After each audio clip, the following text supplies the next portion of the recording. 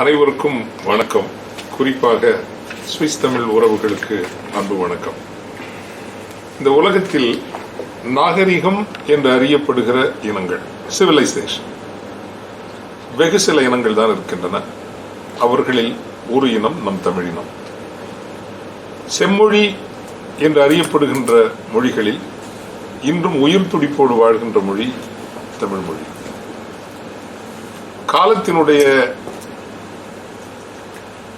செல்நெறிகளை ஏதோ ஒரு வகையில் நமக்கு எதிராக சென்ற காரணத்தினால் இறையாண்மை கொண்ட ஒரு மக்களினமாக நாம் இல்லாத ஒரு துயரம் நமக்கு இன்றும் இருக்கிறது. ஆயினும் உலக பரப்பில் நாம் மதிப்பிற்குரிய மக்களினமாக எழ வேண்டும் என்கின்ற வேட்கை ஒவ்வொரு தமிழனுக்குள்ளும் இருக்கிறது. குறைந்தபட்சம் 80% தமிழர்களுக்குள்ளேனும் இருக்கிறது. குறிப்பாக இன்று இந்த இடத்திலிருந்து பேசுகின்ற பொழுது நாம் வாழ்ந்த காலத்தில், இது கார்த்திகை மாதம், தமிழர்களுக்கென்று ஒரு இறையாண்மை கொண்ட நிலப்பரப்பு வேண்டும் என்று பல்லாயிரம் இன்னுயிர்கள் ஈகம் செய்யப்பட்டு ஒரு விடுதலை வேள்வி வளர்க்கப்பட்டது. அந்த விடுதலை வேள்வி கண்ட ஒரு துயரமான பின்னடை, இப்படித்தான் சொல்வேன். இவற்றிற்கான காரணங்களை எல்லாம் நாம் ஆய்ந்து பார்ப்போம் என்றால், உலக பரப்பில் வலிமை புள்ளிகளை தமிழர்கள் கொண்டிருக்கவில்லையோ என்கின்ற ஒரு எண்ணம், ஐயம். வலிமையாக இருக்கின்ற இனம்தான் உலக அளவில் நின்று களமாடி நிலைக்க முடியும் என்கின்ற புரிதலின் அடிப்படையில் தமிழர்கள் பொருள் வலிமையில் பெரிதாக வளர வேண்டும். அறிவு திரட்சி ஏனென்றால் 21ஆம் நூற்றாண்டு என்பது யார் கூறியது என்றால், ஒரு 3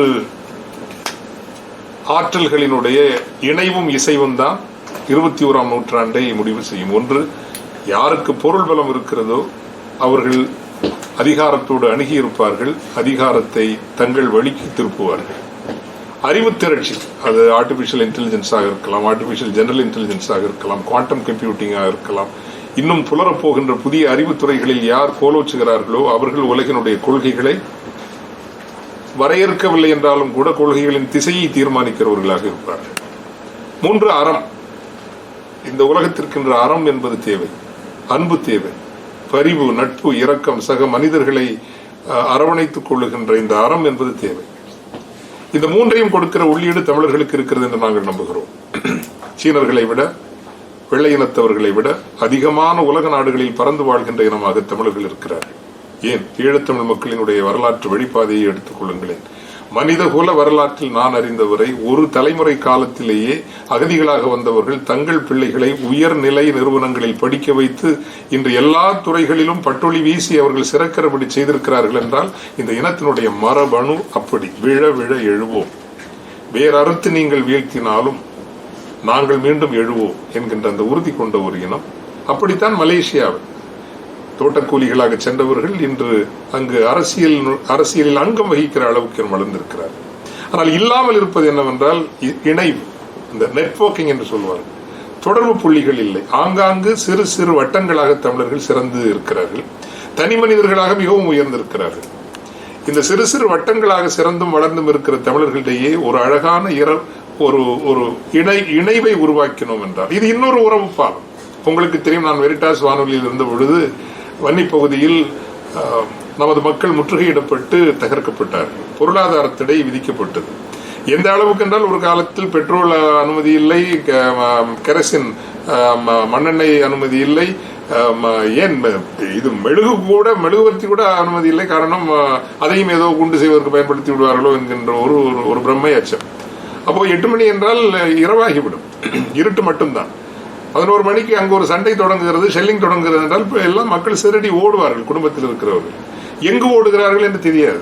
இது நாங்கள் வெரிட்டாஸில் நாங்கள் பார்த்த ஒரு அனுபவம். காலையில் எழுந்து பார்த்தால் அம்மாவும் பிள்ளைகளும் ராணுவ கட்டுப்பாட்டு பகுதியில் இருப்பார்கள், அப்பா ஒரு இடத்தில் இருப்பார், ஆண் பிள்ளைகள் இயக்கத்தின் கட்டுப்பாட்டு பகுதியில் வந்து விடுவார்கள், தொலைபேசி இல்லை, ஏனைய இது தபால் வசதிகள் இல்லை, எங்க யார் இருக்காங்கன்னு தெரியும். அப்போதுதான் உறவு பாலம் என்ற ஒரு நிகழ்ச்சியை வெரிட்டாஸ் வானொலியாக அறிமுகம் செய்து எங்கு யார் இருந்தாலும் எங்களுக்கு எழுதுங்கள் என்று எழுத சொல்லி அவரவர் இடத்திலிருந்து அவரவர் எழுதுவார்கள். அதை வானொலியில் அறிவித்து என்னுடைய பணிக்காலத்தில் மட்டுமே 4600 குடும்பங்களை நாங்கள் ஒன்று சேர்த்து வைத்தோம். அது பிரிந்த உறவுகளை ஒன்று சேர்க்கின்ற ஒரு வேலை. இன்று நாங்கள் உலகெங்கும் சிதறி உயர்ந்து நிற்கின்ற தமிழர்களை ஒன்றாக ஒரு தமிழ் நோக்கில் இணைத்து நாமும் ஒரு நாள் இந்த உலகத்தில் வல்லமை மிக்க இனமாக நாம் வருவோம் என்கின்ற அந்த வேட்கையோடு இருக்கின்ற அமைப்பு தான் இந்த ரைஸ் என்கின்ற தமிழில் எழுமின் என்கின்ற அமைப்பு. இன்று 40 நாடுகளுக்கு மேல் கிளை கொண்டு ஒரு அமைதி புரட்சியாக நடந்து வருகிறது. 7 ஆண்டு காலத்தில் 15 உலக மாநாடுகளை நடத்தி இருக்கிறோம். எந்த அளவுக்கு என்றால் அருகில் இருக்கிற டாக்டர் ஸ்ரீ ராசமாணிக்கம் இங்கு ஜூரிச் விமான நிலையத்திலே ஏரோலைன்ஸ் என்கின்ற ஒரு லாஜிஸ்டிக்ஸ் நிறுவனத்தை பெரிதாக நடத்தி வருகின்றார். அதே போல இளம் ஒரு பெரும் அணியினர் இங்கே பருகில் இருக்கிற சசி சகோதரர் அவர் தலைமையில் நம் அமைப்பில் இருக்கிறார்கள். இவர்கள் டாக்டர் ராசமாணிக்கம் தலைமையில் இது போன்ற இளைஞர்கள் ஏனைய நண்பர்கள் உதவியோடு உலகத்தின் வல்லமை மிக்க தலைவர்கள் எல்லாம் வந்து ஒன்று கூடி இந்த உலகத்தின் பொருளாதார தலைவிதியை தீர்மானிக்கிற டாவோஸ் மாநகர அரங்கிலே 1.5 ஆண்டுகளுக்கு முன்பு ஒரு பெரிய மாநாடு 13வது மாநாடு இங்கு நடத்தினோம் என்பது தமிழர்களுக்கு ஒரு பெரிய வரலாறு. என்ற வேர்ல்டு எக்கனாமிக் ஃபோரம் ட்ரம்ப்பும் இவங்களும் இவங்கெல்லாம் வந்து ஒன்று கூடக்கூடிய இடத்துல வந்து நாம் தமிழர்கள் மாநாடு நடத்தினோம்.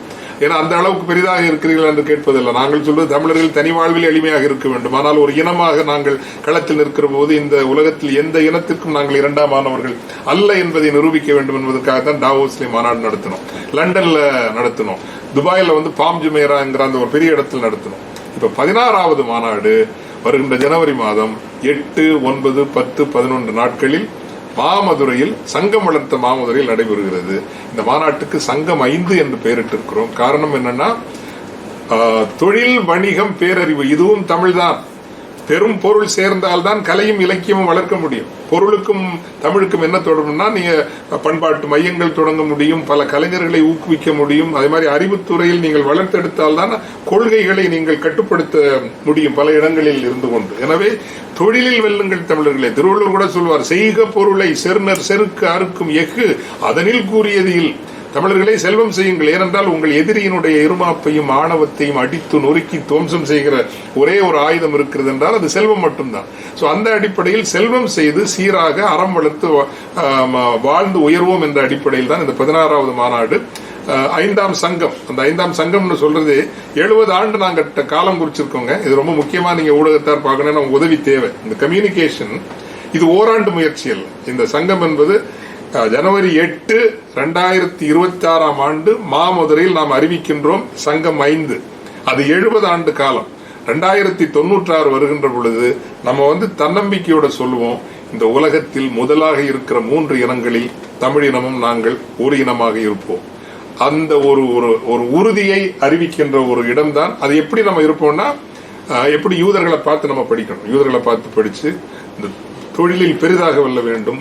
புதிய மைக்ரோசாப்ட் மாதிரி நிறுவனங்களை தமிழர்கள் உருவாக்கணும், யூபிஎஸ் மாதிரி வங்கிகளை தமிழர்கள் உருவாக்கணும். அந்த அப்படி ஒரு மிகப்பெரிய இனமாக எழுகின்ற பொழுது உலகம் நமக்காக இறங்கி வரும், நம்மை அரவணைத்துக் கொள்கின்றோம் என்ற அடிப்படையில் தான் மதுரையில் 8, 9, 10, 11 நாட்கள் 55 நாடுகள் நகரங்களின் தமிழர்கள் அங்கு வந்திருப்பார்கள். வெற்றி தமிழர்கள் 55 நாடுகள் நகரங்கள். இது என்னன்னா நாடுகள் நகரங்கள் என்ன சொல்றீங்கன்னா, இப்ப நீங்க அமீரகம் UAE எடுத்துக்கொண்டால் அபுதாபி, துபாய், ஷார்ஜா இந்த 3ஐயும் நாங்க அப்படி கணக்கு போடுறோம். இப்போ அதே மாதிரி லண்டன், அயர்லாந்து இப்படி ஒரு கணக்கு போட்டா 55 நாடுகள் பெருநகரங்களில் இருந்து தமிழர்களின் வரலாற்றிலேயே நடந்தது கிடையாது. தொழில் வணிகம் செய்கின்றவர்களும் அறிவுத்துறை சார்ந்தவர்களும்.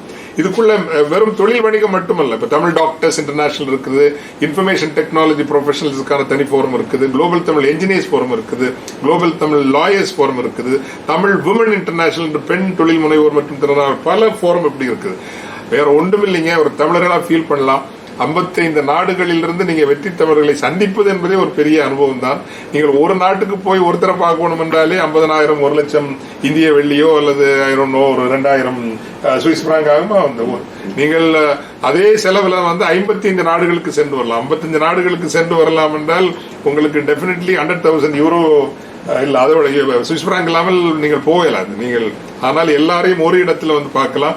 ஜல்லிக்கட்டோட தான் தொடங்குறோம். அதாவது நீங்கள் ஜல்லிக்கட்டு பார்க்கணும் என்றால் நாங்கள் சுவிட்சர்லாந்து சார்பில் ஒரு காலை இறக்கி விடுவோம், பிரான்ஸ் சார்பில் ஒரு காலை இறக்கி விடுவோம், உங்களோட சுவிஸ் மீடியா என்ற சார்பில் ஒரு காலை இறக்கி விடுவோம், பிடிக்கிறதுக்கு உங்களையும் இறக்கி விடலாம் வேண்டும் என்றால். ஸோ ஐ மீன் அது ஒரு லைவ் எக்ஸ்பீரியன்ஸா இருக்கும். அலங்காநல்லூர்ல தான் குளோபல் தமிழ் ஜல்லிக்கட்டு என்ற பேர்ல நடத்துறோம். 8 மாலையில தொடக்க விழா நிகழ்ச்சிகள் இருக்கும். நெட்வொர்க்கிங் தான், கன நெட்வொர்க்கிங். நீங்கள் மினிமம் நீங்கள் திரும்பி வரைக்க வந்து ஒரு 500-1000 பேருடைய விசிட்டிங் கார்டோட நீங்கள் திரும்பி வருவீங்க. இது ஒரு பெரிய பெரிய விஷயம். நீங்கள் அங்க வந்துட்டு திரும்பி வரைக்க ஒரு 500லேருந்து 1000 விசிட்டிங் கார்டோட நீங்கள் திரும்பி வருவீங்க. 9-10 2 நாளும் முழு நெட்வொர்க்கிங்கும் பிசினஸ் தொடர்பான விஷயங்களும் நடக்கும். ஃபாதருக்கு எதுக்கு தொழில் வணிகம்னா வேற ஒன்றும் இல்லை, தமிழ் நோக்கு தான்.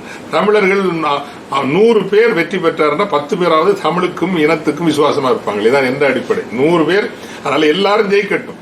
இன்னொருத்தருடைய வெற்றி என்னோட வெற்றி என்று தமிழன் கருதட்டும், இன்னொருத்தருடைய தோல்வி தமிழன் என்ற தோல்வி என்று கருதட்டும். வெற்றிகளை கொண்டாடுவோம். அப்பா அவன் தமிழுக்கு செய்யறானோ இல்லையோ, 100 பேர் வென்றால் 10 பேராவது இனத்துக்கும் மொழிக்கும் சரியா இருப்பாங்க என்ற அடிப்படையில் தான் நாங்கள் இதை ஊக்கப்படுத்துறோம்.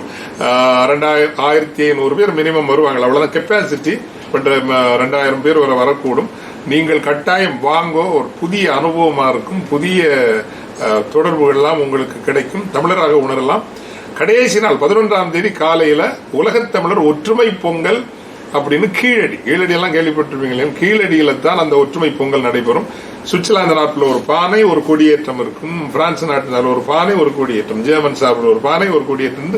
தமிழர்கள் எங்கெல்லாம் வாழ்கிறார்களோ வருகிறவர்கள், வராதவர்களுக்காக பொங்கல் பானை ஏற்றப்படாது, வருகிறவர்களுக்காக ஒரு பொங்கல் பானை அவர்களே ஏற்றி அது நம்ம ஒற்றுமை என்ன. நம்ம அந்த கடந்த 15 வயது ஆண்டுகளாக நம்ம பார்த்த விஷயம் வேற என்ன, எல்லாரும் ஆளாளுக்கு நீ பிள்ளை நீ பிள்ளை நீ பிள்ளை, நீ நான் சரி நீ சரியில்லை என்று சொல்றதுல எங்களுக்கு 15 வருஷம் ஓடி போயிட்டு. ஸோ 15 ஆண்டுகளுக்கு பிறகு மீண்டும் ஒரு குரலாக வருகிறேன். குறைந்தபட்ச ஒற்றுமையை உருவாக்கும். ஆக குறைந்தபட்ச ஒரு ஒற்றுமையை உருவாக்கும் என்று அந்த இது நடக்கும். ரொம்ப நேரம் பேசிட்டேன்னு நினைக்கிறேன், மன்னிக்கணும். இருந்தாலும் இதை கொஞ்சம் விளக்கமா சொல்றதுக்காக இவ்வளவு சொல்ல வேண்டியதாயிற்று. பொறுமையாக இதை அனுமதித்த ஊடக அன்பர்களுக்கு நன்றி சொல்லி இத்துடன் நிறைகின்றேன். நீங்கள் உங்கள் கேள்விகளை கேட்கலாம். எப்போது நீங்கள் மீண்டும் இந்த அமைப்பினர் ஈழத்தில் இவ்வாறான நிகழ்ச்சியை செய்ய திட்டமிடுகிறீங்க? குறிப்பாக ஈழத்தில் இருக்கிற தொழில் முனைவோர் அல்லது தொழில் பொருட்களைத்தான் புலம்பெயர்ந்த தேசத்திலும் அல்லது சர்வதேசத்தில் இணைக்க வேண்டும். ஆகவே உங்கள் மாநாடுகள் அதுகள் எப்போ நடத்த திட்டம் இருக்கு? அதாவது வடகிழக்கிலும் கொழும்பிலும் இருக்கக்கூடிய தொழில் வணிக தமிழர்கள் இதுல வந்து பங்கு பெற்றுகிறார்கள், பயன்பெறுகிறார்கள். இது இப்போது நடக்கிறது. 1. 2, இப்பொழுது பிரான்ஸ் நாட்டில் பாரிஸ் நகரில் சந்தித்த போது கூட உள்ளூர் வணிகத்தை உலகமயப்படுத்துவதற்கு தேவையான இந்த உரிமங்கள் இருக்கு இல்லைங்களா, லைசன்ஸ், இந்த உரிமங்கள் பெறுவது மிக முக்கியம். அப்ப உரிமங்களை பெற வேண்டும் என்றால் அதுக்கான முயற்சி தொடங்குவது பாரிஸிலோ அல்லது ஜூரிச்சிலோ அல்லது லண்டனிலோ அல்ல. அது இப்படித்தான் இருக்க வேண்டும் என்கின்ற வரையறை தொடங்க வேண்டியது அங்க நாட்டில் தொடங்க வேண்டும். அந்த தொழிலை செய்கிறவர்கள் தான் அதை தொடங்க வேண்டும். அதற்கான வழிநடத்துதல் கொடுக்க வேண்டும். அப்படிங்கிறது ஒரு 2வது முயற்சி. 3வது ஆக்கப்பூர்வமான ஈடுபாடு. உலகில் உள்ள எல்லா தொழிலதிபர்களும் ஆக்கப்பூர்வமான ஈடுபாடு. உதாரணத்துக்கு கொண்டு சொல்கிறேன். இந்த மாதம் 29ஆம் தேதி இந்த காலகட்டத்தில் 1,20,000 தமிழ் பெண்கள் வடக்கிலும் கிழக்கிலுமாக கணவனை இழந்தவர்கள் ஆனார்கள். விதவை என்கின்ற சொல்லை தவிர்க்கிறேன், நீங்கள் கவனிக்க வேண்டும். அந்த சொல்ல நம்ம பாவிக்க கூடாது. கணவனை இழந்த பெண்கள், அதுல 30,000-40,000 பேர் இன்றைக்கு இல்லைன்னா நோயிலும் இதுல இறந்து போனாங்க. இன்றும் ஒரு 70,000-80,000 பெண்கள் கணவனை இழந்தவர்களாக ஒரு 45-50-55 வயசுல இருக்கிறாங்க.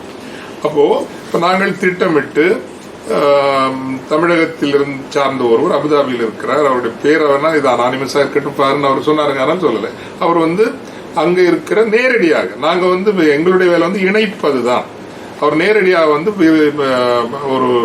ஒரு மினிமம் 100 பெண்களுக்காவது பசுமாடு கறவை மாடு வாங்கி கொடுக்க அவர் தயாரா இருக்கிறார். மினிமம் 200-300 அவர் வாங்கி கொடுக்க ஒரு மனிதர். இது மாதிரி கன பேர் வருவாங்க. அப்போ முதல்ல ஒரு 15 பெண்களுக்கு 29ஆம் தேதி எங்க கிளிநொச்சியில் வச்சு அந்த பசுமாட்டை நாங்கள் கொடுக்கிறோம். அது ஒரு ஒழுங்குமுறைக்குள்ள கொண்டு வந்து, இலங்கை என்பது இப்போது அது வெறும் பவுடர்ல தான் அது வாழுது, பழக்கி விட்டாங்க. பாலோட பவுடர்ல வாழ்ற ஒரு சமூகமா அது மாத்தி விட்டுட்டாங்க. அது வெளிநாட்டுக்காரங்கள் செய்த வேலைன்னு வச்சுக்கோங்க, சில கம்பெனிகள் செய்து விட்டாங்க. நாங்கள் கொஞ்சம் கொஞ்சமா இந்த பாலை விட்டு, நீங்கள் இந்தியாவில் வந்து ஆவின் என்ற ஒரு அனுபவம் இருக்கு, ஆவின் போல நீங்களும் ஒரு பிராண்டை உருவாக்குங்க, ஒரு கோஆபரேட்டிவ், ஒரு கூட்டுறவா மாறுங்கள். 5 ஆண்டு வருகிற போது ஒருவேளை 5000 பெண்களால் நடத்தப்படுகிற ஒரு கூட்டுறவு, அது இலங்கையினுடைய வெகுஜன பால் சந்தையிலும் பால் பொருட்கள் சந்தையிலும் அது இப்படி ஒரு முயற்சியை நாங்கள் இந்த 29ஆம் தேதி எடுக்கிறோம். ஸோ நீங்க கேட்ட மாதிரி மாநாடு அங்க நடத்துறது கொஞ்ச காலத்துக்கு நாங்கள் யார் கண்ணிலையும் விழ வேண்டாம் என்றால், கண்ணில் விழுந்தவர்கள் உடனே என்ன நடக்குது, என்ன இவங்கள் ஏதோ வேற திட்டம் போடுறாங்களா என்று இப்போ தமிழர்கள் எளிதாக செய்யக்கூடிய தொழில் இந்த வேலைகளை கூட அவங்க சிரமங்கள் தடுக்க மாட்டாங்க, கஷ்டப்படுத்துற ஒரு, அதுவும் என்ன போல ஆட்கள் இருக்கிறாங்கன்னா கட்டாயம் அதை இன்னும் கவனிப்பாங்க. எல்லாரையும் வந்து ஒரு அதனால நாங்கள் அமைதியா முதல்ல வேரோடி ஆழப்பட்ட பிறகு நாங்க வந்து அங்க ஒரு பெரிய அளவில் மாநாடுகள் கட்டாயம் நடத்தணும். அதுக்கு தான் இங்க நடத்துறோம். இப்ப அடுத்த ஆண்டு இப்ப 27ல திரும்பவும் சூரிச்சில் ஒரு பெரிய மாநாடு, அதுல வந்து 50-60 நாடுகள்ல இருந்து வரணும் என்று திட்டமிடுறோம். எஸ், நீங்க ஏதோ கேள்வி கேட்கலாம். நீங்க இப்ப அந்த பயனாளி அங்க எந்த ஒரு திட்டத்தின் அடிப்படையில தெரிவு செய்ய போறீங்க? இப்ப உங்களோட உதவி திட்டம் ரைஸினூடாக தாயத்தில் இருக்கக்கூடிய பயனாளர்களுக்கு செல்லுதுன்னு சொன்னால், கணவனை இழந்த பெண்கள் என்று பெண் தலைமை தாங்கும் குடும்பங்கள் வடகிழக்கில் அதிக அளவில் இருக்குது, அதிகளவான உதவிகளும் போய் சென்றடைந்திருக்குது. அப்ப அந்த திட்டம் அல்லது அவர்கள பெயர்களை நீங்க எப்படி வரையறுக்கிறீங்க, அல்லது அந்த உதவி திட்டம் அங்க ஆறு நடைமுறைப்படுத்தப்பட அந்த தாயக பரப்புல அதை கையாள போறது யார்? அதாவது நாங்கள் ஒரு விஷயத்தில் தெளிவா இருக்கிறோம், லாங் டிஸ்டன்ஸ் மேனேஜ்மெண்ட் கிடையாது. அதாவது தொலைவில் இருந்து கொண்டு அங்க இருக்கிறவங்களை கட்டுப்படுத்துகிற அந்த இதுக்கு நாங்கள் இல்லவே கூடாதுன்னு நினைக்கிறோம். அங்கிருந்து உருவாகிற புடமிடப்படுகிற தலைமை தான் நீடித்து நிலைக்கும். இப்போ நாங்கள் கனபேர் செய்கிற பிள்ளை என்றால் ஆத்மார்த்தமா செய்யணும்னு நினைக்கிறோம், ஆனால் எங்களுக்கு தெரிஞ்சபடி அங்கே போய் செய்யணும்னு நாங்கள் வெளிக்கிறோம். அந்த இடத்தின் சூழ்நிலை என்ன அதை நாங்கள் யோசிக்கிறது இல்லை. பல முயற்சிகள் தோற்று போனதுக்கு காரணம் இப்போ வெளிப்படையாக சொல்லலாம். இப்போ அதில் வந்து அரசோ இவங்களோ வந்து அதுக்கெல்லாம் தடையாக இருக்கிறது இல்லை. இப்போ நாங்கள் 15 பேர் எடுக்கிறோம் என்றால் அவர்கள் ஒரு கட்டுக்கோப்புக்கு பழக்கப்பட்டவர்கள்.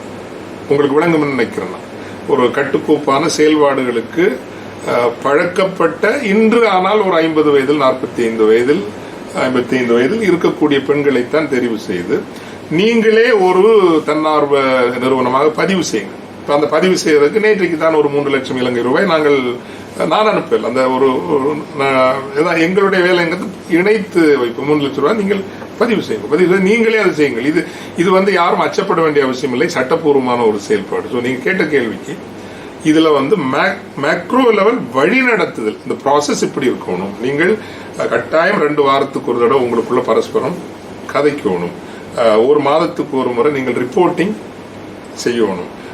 அதுல வந்து யாராவது சவால்கள் இருந்தால் அதை நீங்கள் உதவி செய்யணும், பிளவிட்டால் அதை நீங்கள் சரி செய்யணும். அந்த ப்ராசஸ் இப்போ இங்க சுவிஸ்லேயோ நீங்கள் ஜெர்மனிலேயோ ஏன் அவங்க வெற்றி பெறாங்க, அந்த ப்ராசஸை வந்து எல்லாம் வரையறுத்துறாங்க. இல்லை, அதில் தான் ஒரு சிக்கல் இருக்குது. நீங்கள் சொல்கிற விடயம் வளர்முக நாடுகள் ஓகே. இப்போ தாயகத்தை பொறுத்தவரையில் அந்த செட்டப் வந்து கன்னடங்களில் ஃபெயில், யுத்தத்துக்கு பிறகு உதவிகள் சென்றடைஞ்சிருக்கு, அந்த உறவிகள் முறையாக கையாளப்படலை.